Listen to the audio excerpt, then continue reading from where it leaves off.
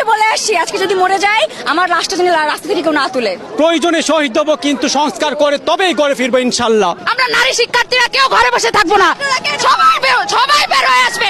National Dhaka college বিশ্ববিদ্যালয় এখন এক হয়ে যাবে। সহিংসতা ছড়িয়ে আমাদের মধ্যে ভয় ঢোকানোর চেষ্টা করছে, কিন্তু এটা হবে না, বৃথা যাবে। আমরা ঢাবি স্টুডেন্ট কালকে যেভাবে মার খেয়েছি, আমাদের ভাইদের যেভাবে মেরেছে, আমি নিজেও ইনজুরিতে আছি। আমি তারপর আজকে আন্দোলনে আসছি। আমরা কিন্তু দমে যায় না, এটা জাস্ট বোঝানোর জন্য যে ইনজুরি থেকে এই জন্য উঠে আসছি যে ঢাবির এখন পর্যন্ত কোনো আন্দোলন কিন্তু বৃথা যায় নাই। এখন পর্যন্ত বাবাকে বলে আসছি আজকে যদি মরে যায় আমার লাশটা যেন রাস্তা থেকে কেউ না তুলে। আমার ছাত্র দল যখন বিজয় উল্লাস নিয়ে বের হবে, আমাকেও তখন যেন বিজয় ঘোষণা করে আমার লাশটা যেন তারা দাফন করে। এটা বাসা থেকে বলে আসছি, এখন কি হবে সেটা পরে দেখা যাবে ইনশাল্লাহ।